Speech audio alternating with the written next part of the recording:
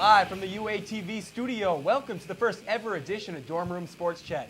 I'm your host, Mike Rabin. From WildcatAuthority.com, Derek Fazenden. From the Daily Wildcat, Annie Merrim.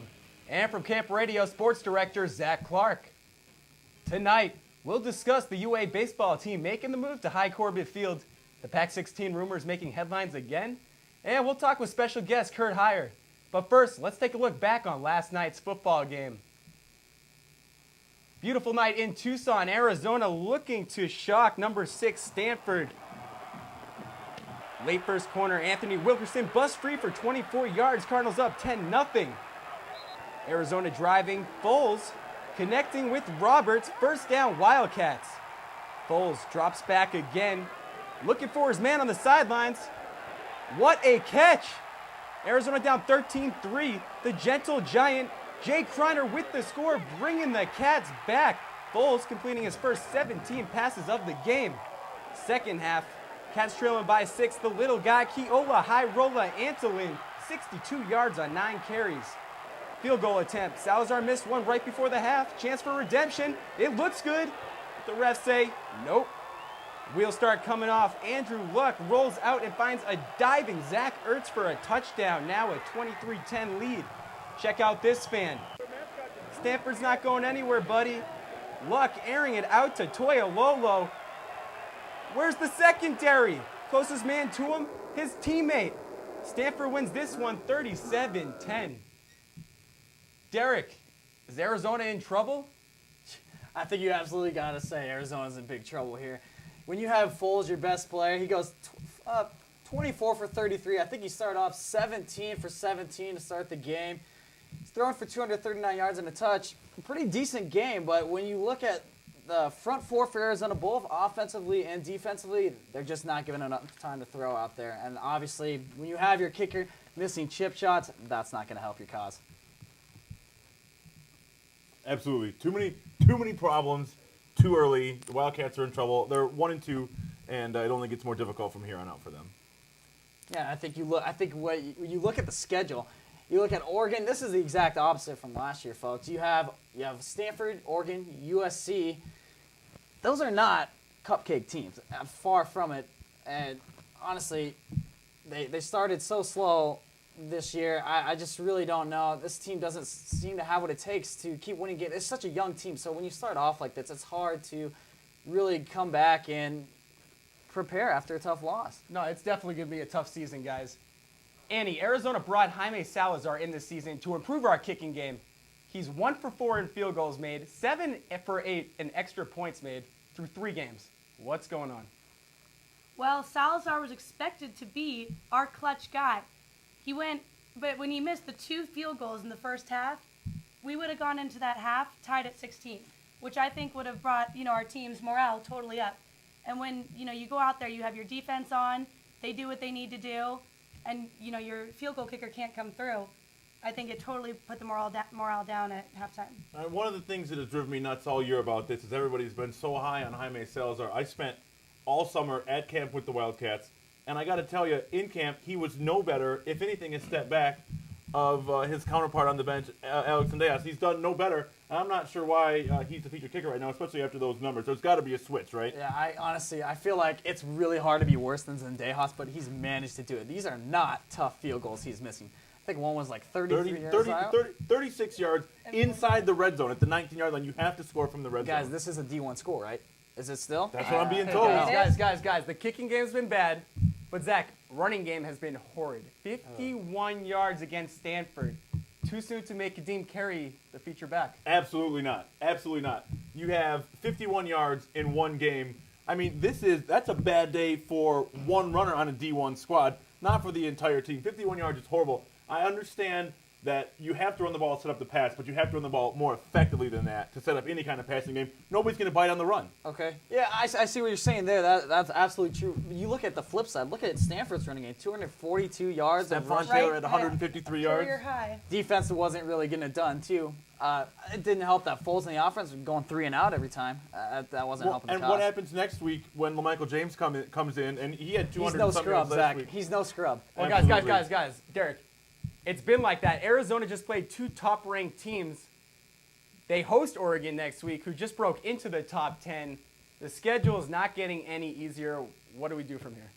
I mentioned it in the early outs. The front four, I know they're young guys on both fronts. They're going to have to get it going. They're going to have to give Foles enough time to throw the ball. They're going to have to open some lanes up for Keola. He's not a big guy that can just power through. It's not going to get any easier. It really isn't. If you're Stoops, you're in a tough position because, once again, you're in the hot seat this year.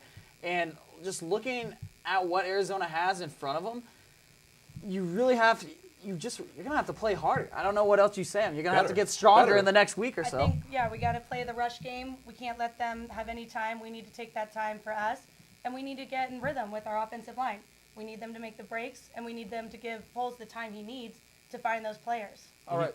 I want to wrap up right now just talking about football. But, Zach, real quick, what kind of game plan does Stoops go into playing Oregon this week? What's going to make us successful this week? Well, and this isn't part of a game plan necessarily, but they have to limit the mistakes. Arizona made a ton of mistakes last night. They had a lot of drops. I think Crowder had 3 drops in the red zone.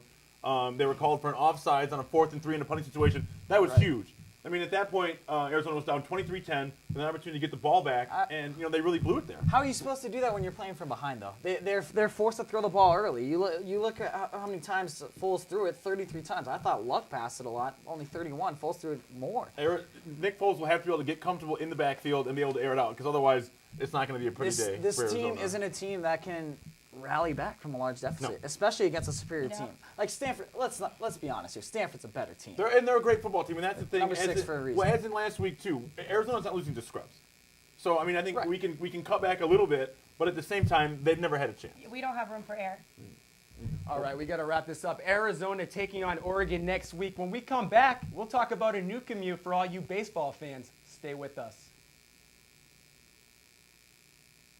The Tucson Mayor and Council approved a letter of intent proposing a long-term lease of High Corbett Field for the UA baseball team. The letter stated that the baseball program plans to use the field for a minimum of 10 years. The team's set to play this February for the 2012 season. The move immediately improving Arizona's baseball facilities. Let me ask you, Derek, how are the new facilities going to impact recruitment, player development? I think it's going to, like you said, it's going to have an immediate impact, and I think it's definitely a positive one. You've got a lot of young guys coming in, looking at these major league facilities. Let's be quite honest with you. The Rockies played here for quite some time. I believe the Chicago White Sox as well. Baseball's been played at that spot for decades upon decades. Absolutely. Yeah, and then you look at the new pitching mounds. You look at the potential crowds that could come here. There's a clubhouse inside the dugout, which is a far cry from I what believe plasma CDs as well, or TVs, excuse me, as well. CDs, why not? Whatever. There's talk that the old scoreboard from football might be moved over there too, and that would be a huge advantage to something that we don't have now.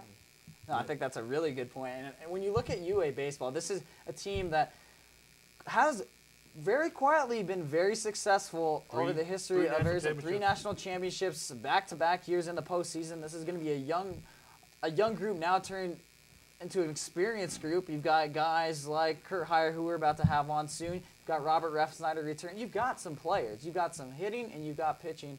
And I think there's not a lot of holds, which despite, I think, 6 guys leaving, that's pretty good. That's pretty good. We're looking at 2 completely different stadiums right now. Annie, is the fan experience going to differ at High Corbett versus Frank Sansit? Well, I believe so. The whole goal is to try and get, more people at the stadium. And more people, always a better crowd. And, there's luxury suites, there's concession stands, there's everything we don't have now. And if we can get more students out there, there's talk that maybe the hot corner might be back.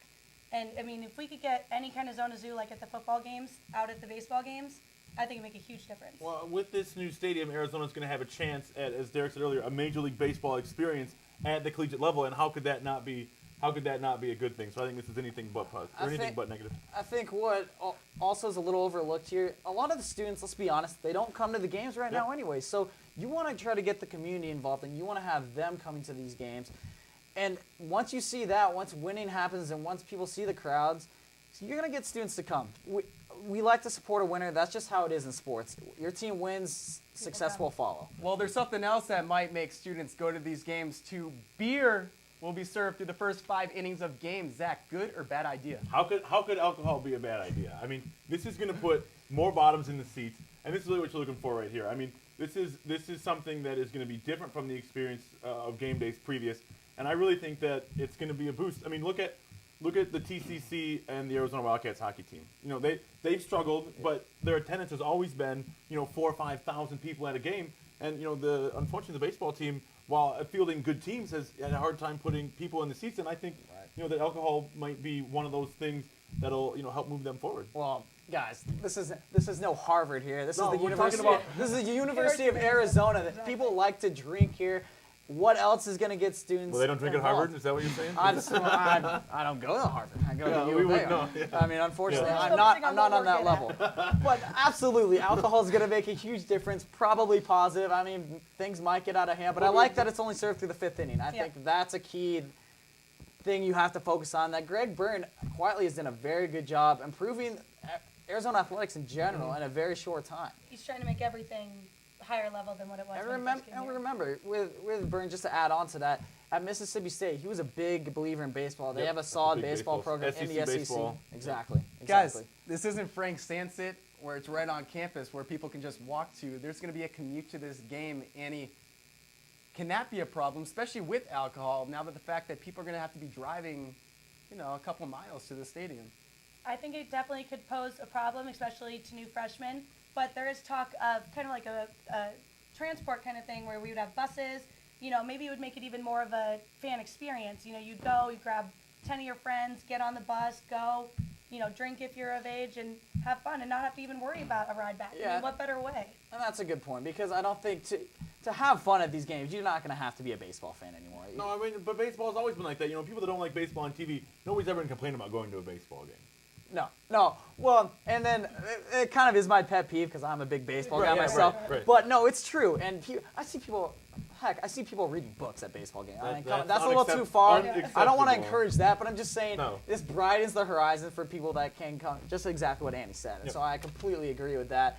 Alcohol, but whenever you have alcohol involved, I think it was a big step the university has taken because they don't allow alcohol on campus for their sporting events. Are they getting towards setting a precedent to having alcohol move closer to campus? Is that what's happening? I mean, that may be a topic for another day. I mean, maybe. We'll leave that Maybe. topic. We'll leave the topic for another day. Last question, Derek. Is a new baseball stadium what Arizona needs to get back to a national championship, possibly now able to host postseason regional championships? Well, and that's huge. And I've talked to Coach Andy Lopez over the years, and that's always what he's been stressing. Just the ability to host. Even at the end of last year when we were talking about where the team was going, all the guys really were like, yeah, this is great. We're going to Texas, but it'd be really nice to stay here and sleep in our own beds, play in our home park, have our home fans supporting us. And I think that's where it all starts. Hosting is huge, and then it starts with the recruitment. You got to get these guys from high school hyped to play at Arizona and really wanting to compete and win here. Well, let's just look across campus and look at how many years in a row has Arizona hosted not only a regional but a super regional in softball at Hillenbrand. And arguably when they didn't deserve it. I'm not sure if they deserved it this past year. And obviously not. They were knocked out in their super regional, first time not qualifying. Even at home. Right, for the World Series. So I think that you can see that the right facility and the right atmosphere can lead to you staying at home every year. And then when you build a reputation such as the softball teams, which Arizona baseball has the ability to do that. Like I said, a very quiet success. 3 national championships. It's more than the basketball team has. That's just a pure fact. Yep. It's a fact. Absolutely. It really is. All right, guys, plenty to talk about. You've heard what our analysts had to say. Let's hear about what one of the players thinks about the move when we come back. Welcome back. We have special guest pitcher Curt with us. He led the team last year with a 2.41 ERA as a sophomore. How's it going, Curt? It's going pretty good. Thank you for having me here. No problem. You tell me, what do you think this move to High Corbett's going to do for this baseball team? I think it's a really big step for our program. I'm really looking forward to pitching this year at a nice facility. We're all really looking forward to it. It's going to be a really exciting season. What does it mean to you as a pitcher to pitch in a stadium that has held many Major League Baseball games? Well, it's actually a great honor. I'm really looking forward to pitching in the same stadium as those pitchers that play there before me. We're all just just trying to work hard, and hopefully we can, do a good job of representing that stadium next year.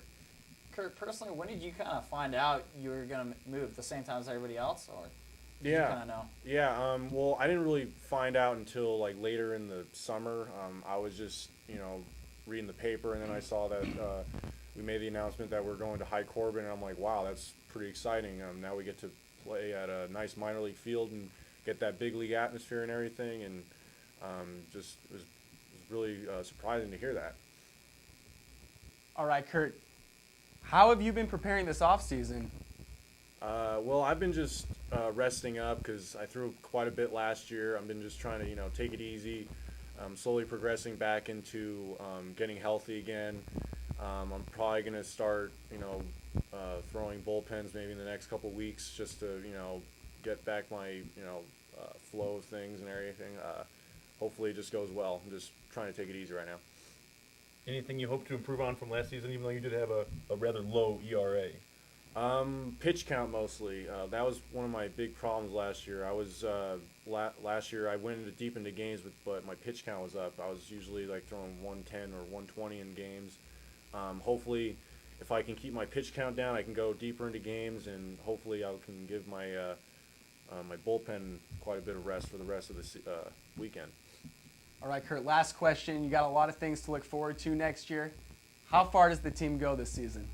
I think we have a really good shot at making it Omaha this year. We have a few holes to fill, but with this new crop of freshmen we got, I feel like they can fill in those holes pretty good. We have a lot of returners coming back. Our infield is solid from last year. Our outfield's the same. Our pitching staff has a lot of good key returners that are going to help us out in the pen. We're just, I think we can really make a good run at Omaha this year and hopefully host a regional at High Corbett. All right, Curt, I want to thank you for coming on this show. Best of luck this season. When we come back, Pac-10 to Pac-12 to Pac-16, you're not going to want to miss this. Rumors of the Pac-12 expanding to the Pac scene are back again. Powerhouses Texas, Oklahoma, Oklahoma State, and Texas Tech have all been talking about joining the already tough Pac-12 conference. If the move is made, the Pac-16 will be a super conference and arguably the hardest in the nation. Annie, is it a good possibility this might actually happen? Oklahoma and Texas are already in discussions with the Pac-12. I think there's a great possibility because, one of the biggest road bumps was Texas and their Longhorn network.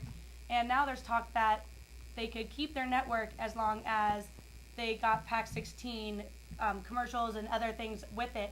And with that, there's really nothing else holding Larry Scott back from making his, come full circle. Texas brass made the trip to UCLA this weekend to watch the Longhorns play, and there was a meeting with Larry Scott afterwards. I think Texas is pretty much at this point a done deal. Yeah, and I think you've got to think with how close Oklahoma and Texas are, Oklahoma's going to follow shortly. Well, and that's what you want, right? You don't want to give up the Red River rivalry, do you? No. That's one of the best games of the year. Well, and I think that was kind of a breaking point. Yeah, you brought it up already. I was going to bring that up, but I think you have to have both of those teams come. You want to make it an even number as well.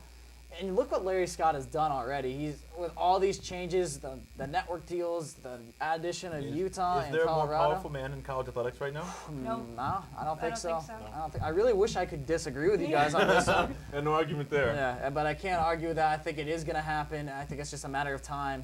And this is getting ugly for Arizona fans. Yeah, it's ugly. All these teams come in. What's it mean for Arizona? Can we compete with all these teams? It's not good. It's a totem pole Not we've good. been trying to climb, and this is just, you bring three powerhouses in, it's just going to knock us down the totem pole that we've been working so hard to advance in. Arizona only shovels to the bottom in this move. No. Well, you look at a sport like football, and we can't. Baseball. Baseball too, and I think we were talking off air to Curt Hire, and he was excited about it. The athletes are going to be excited about it. But He wants Any to play in competition Austin. is exciting. Sure.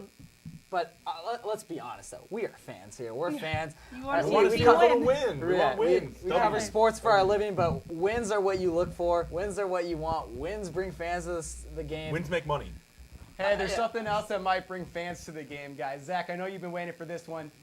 If Oklahoma joins, we're going to have a little brotherly love. What do you think about both Stoops in the same conference? I don't think it's going to happen.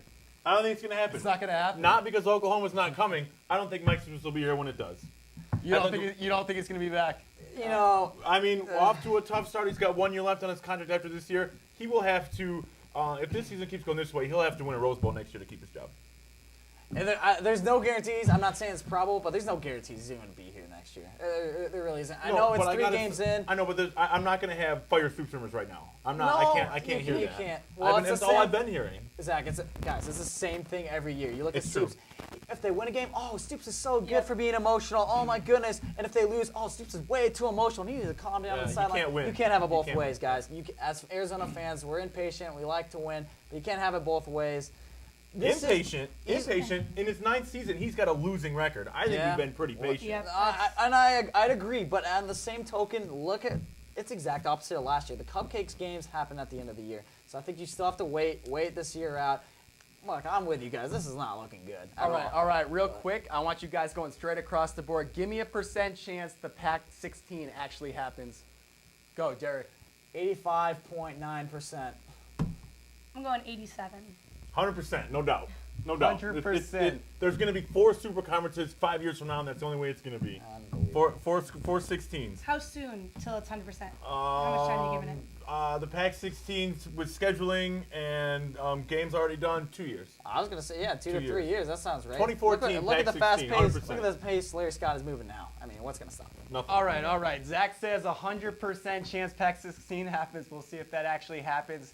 It's time to look around scores around the school from last week. Soccer team losing 3-0 to Pacific. Volleyball losing 3-0 to Oregon, but taking down Oregon State 3-1. And the men and women impressed in cross country, taking first place at the Dave Murray Invitational. Now let's look about what to watch for next week. Football game, Arizona, Oregon, family weekend. Don't miss it. Soccer, Arizona at Stanford, and cross country, we got both teams in the Roy Gryak Invitational in St. Paul, Minnesota. Volleyball team taking on both Washington and Washington State. It's time for the final word. Each analyst will have 30 seconds to discuss the topic of their choosing. Annie, you're on the clock. All right, I want to give a shout out to my fantasy team. Even though I changed my New England defense, which at first I thought was not the right choice, I got to say thanks to Phillip Rivers, who had 20 points, Larry Fitzgerald with 19, and shout out to Tony, who gave my Miles Austin 32 points for a total of 126. Very sorry, Bolt Nation.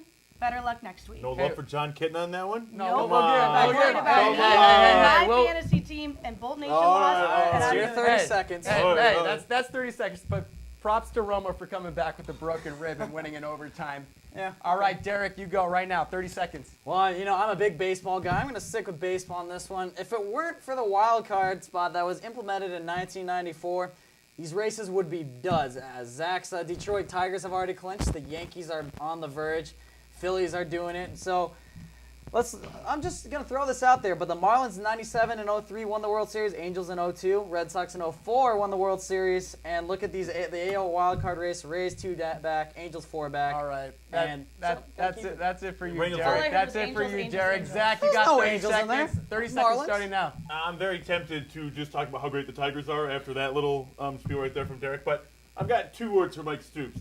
Steve Aponovicius, 2006, Boston College. He was a walk-on kicker who won his spot in an open tryout. There has got to be one person on campus that can kick better field goals than those 2 combined. I don't even need 30 seconds. That's it. Very simple. Okay, you all got your 30 seconds. That's gonna do it for tonight's show of Dorm Room Sports Chat. We'll be live every Sunday night at 6:30 p.m. So don't forget to join us. For Zach, Derek, and Annie, I'm Mike Rabin. See you next week.